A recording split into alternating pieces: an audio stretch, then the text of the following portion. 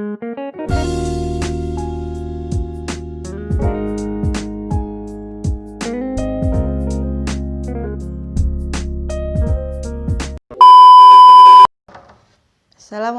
warahmatullahi wabarakatuh. Siswa-siswi kelas 6, kita bertemu lagi dalam pelajaran IPA.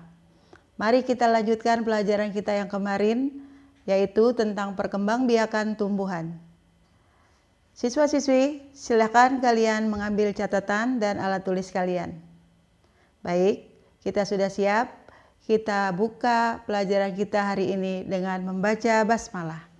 Bismillahirrahmanirrahim. Perkembangbiakan tumbuhan terbagi menjadi dua, secara generatif dan secara vegetatif.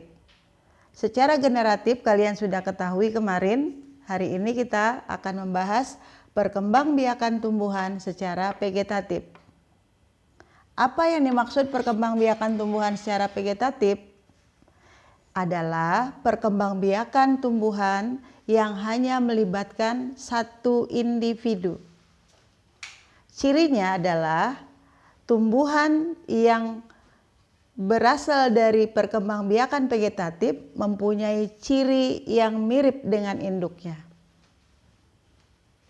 Oke, sekarang kita lihat secara vegetatif dibagi menjadi dua, vegetatif alami dan vegetatif buatan. Sekarang kita lihat yang vegetatif alami.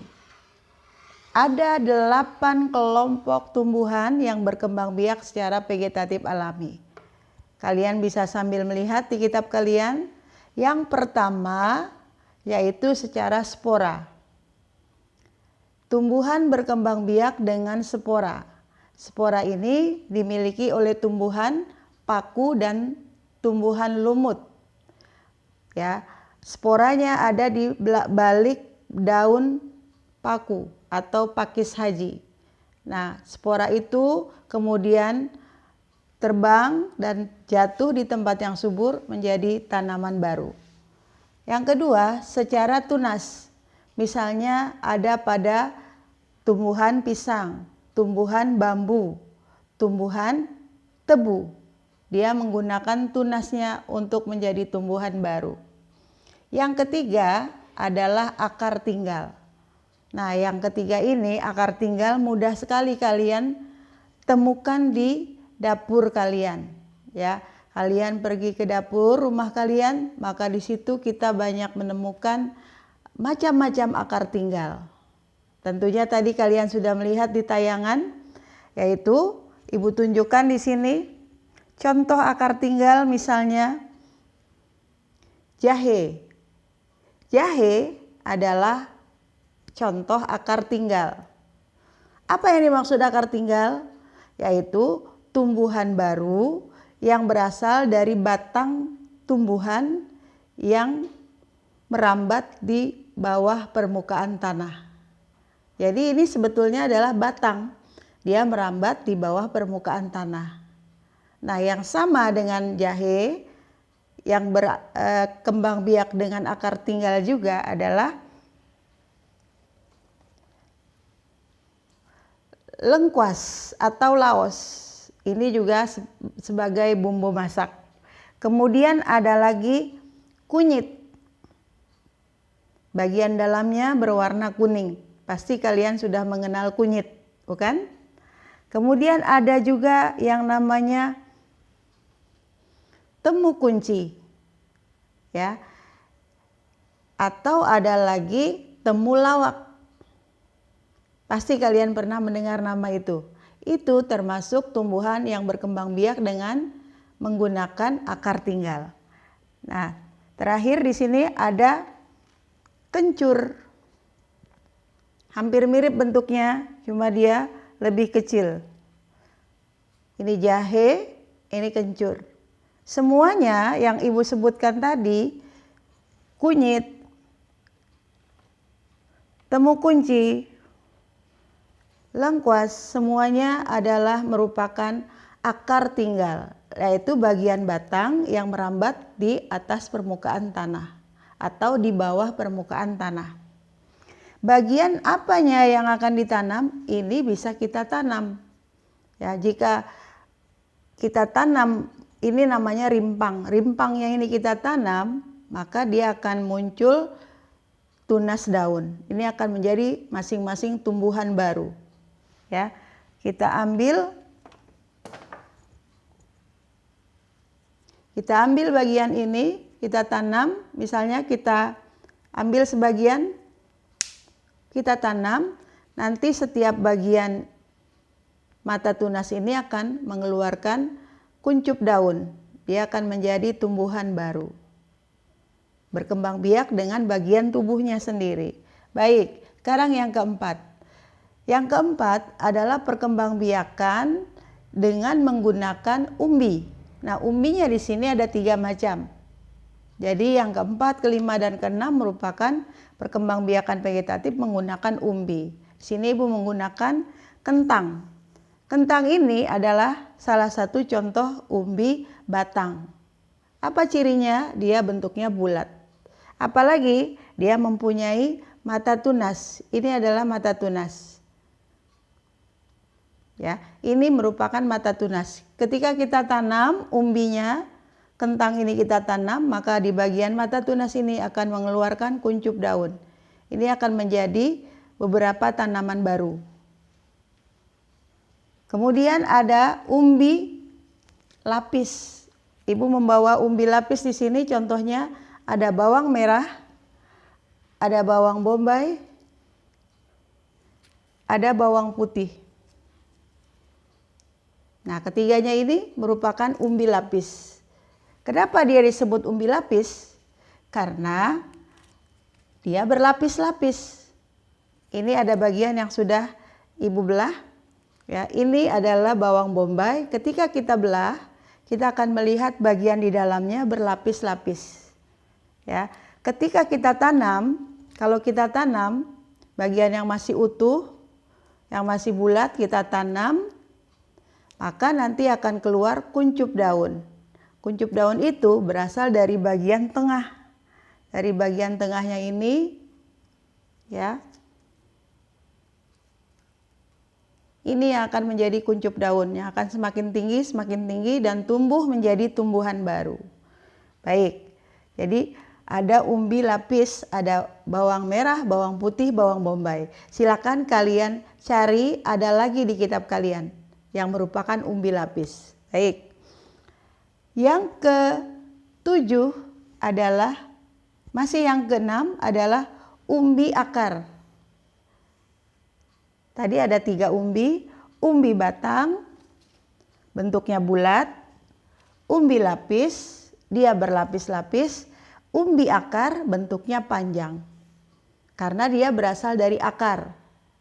Akar yang kurus, yang kecil, semakin lama karena tumbuhan itu berfotosintesis, memasak makanan, akar itu menjadi bertambah besar karena tumbuhan menyimpan makanannya di akar. Nah, inilah umbi akar.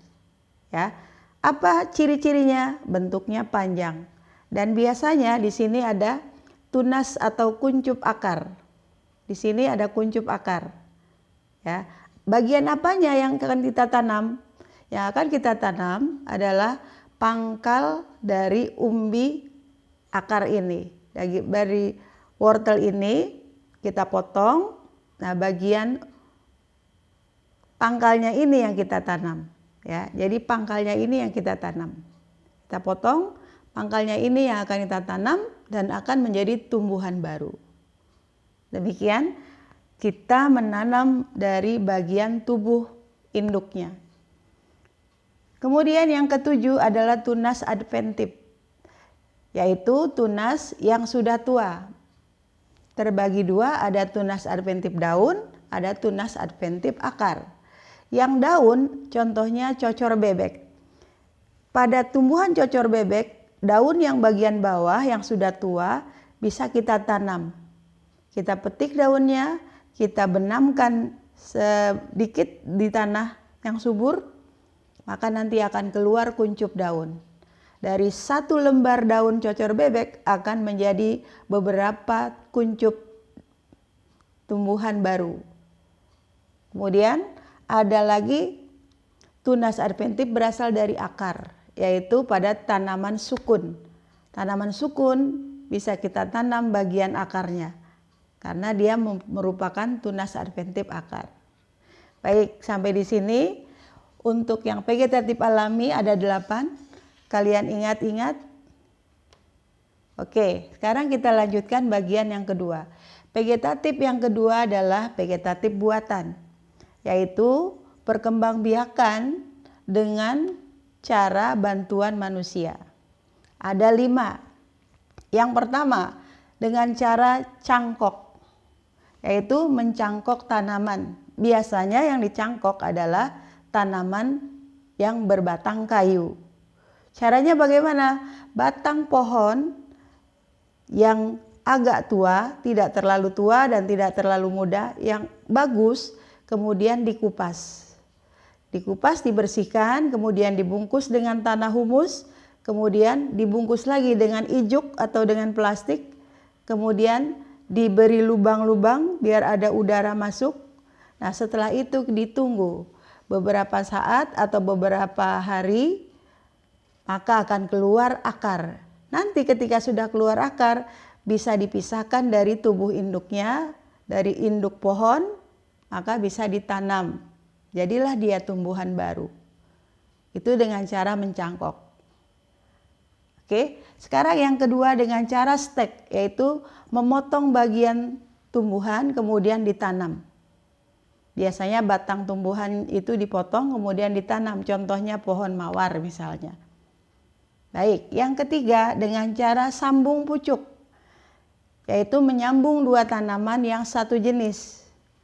Untuk apa? Untuk mendapatkan bibit unggul atau mendapatkan tanaman yang mutunya lebih baik. Misal, tanaman yang bagian akar adalah tanaman yang perakarannya bagus, yang akarnya kokoh. Kemudian disambung dengan tumbuhan yang buahnya manis.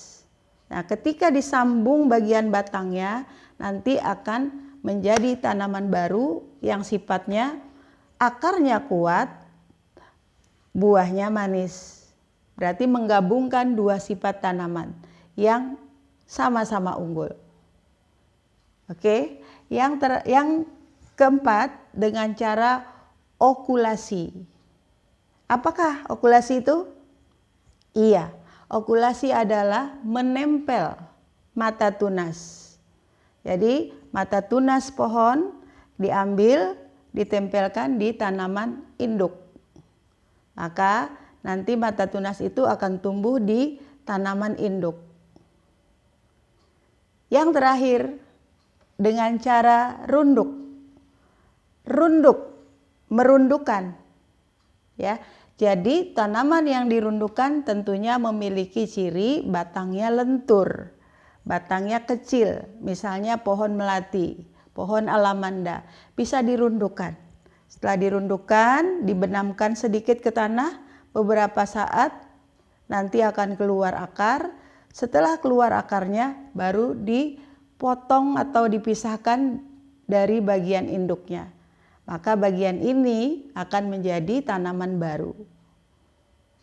Demikianlah itu akan menjadi tanaman yang berkembang biak secara vegetatif buatan. Kenapa disebut buatan? Karena kelima-limanya dibantu oleh manusia. Cangkok dengan bantuan manusia yang mengupas manusia, stek yang memotong manusia, sambung pucuk yang menyambungnya manusia. Kemudian dengan cara okulasi yang menempel mata tunasnya manusia. Merunduk yang merundukkan manusia, berarti dibantu oleh manusia. Demikian, kalian paham? Baik. Mari sama-sama kita simpulkan. Yang pertama, perkembangbiakan tumbuhan secara vegetatif adalah perkembangbiakan yang hanya melibatkan satu individu, satu induk. Ciri tumbuhan yang berkembang biak secara vegetatif mempunyai sifat yang sama dengan induknya. Yang kedua, vegetatif itu dibagi menjadi 2. 1 vegetatif alami, 2 vegetatif buatan. Yang vegetatif alami ada 8. Apa saja? Ada spora, tunas, akar tinggal, umbi akar, umbi batang, umbi lapis, tunas adventif, dan geragi. Kalau tadi geragi terlewat, Ibu ulang. Geragi adalah perkembangbiakan tumbuhan secara alami, yaitu dengan cara bagian batangnya merambat di atas permukaan tanah. Contohnya stroberi, arbe, dan lain-lain. Oke, lanjut. Apakah tujuan vegetatif buatan? Vegetatif buatan yang ada 5 tadi bertujuan mendapatkan tumbuhan yang bermutu tinggi. Yang terakhir, apakah kalian bisa membedakan perkembangbiakan secara generatif dengan perkembangbiakan secara vegetatif? Pasti bisa, karena kemarin kita sudah bahas perkembangbiakan secara generatif, di mana perkembangbiakan generatif melibatkan 2 individu. Biasanya tumbuhannya mempunyai ciri dia memiliki bunga, karena di dalam bunga ada bagian yang berperan sebagai individu jantan dan individu betina. Sedangkan vegetatif buatan atau vegetatif adalah perkembangbiakan yang hanya melibatkan satu induk. Baiklah, sampai di sini kalian paham? Mudah-mudahan kita bisa paham dan bisa mencari contoh yang lebih banyak lagi. Baik, kita cukupkan pertemuan kita sampai di sini. Mudah-mudahan apa yang Ibu jelaskan tadi kalian bisa mengerti. Kalaupun ada yang kurang jelas atau terlewat, bisa kalian lihat-lihat lagi di kitab kalian, atau kalau kurang jelas, kita bisa putar kembali video ini. Baik, kita akhiri pertemuan kita ini dengan membaca hamdalah. Alhamdulillahirabbil alamin. Wassalamualaikum warahmatullahi wabarakatuh.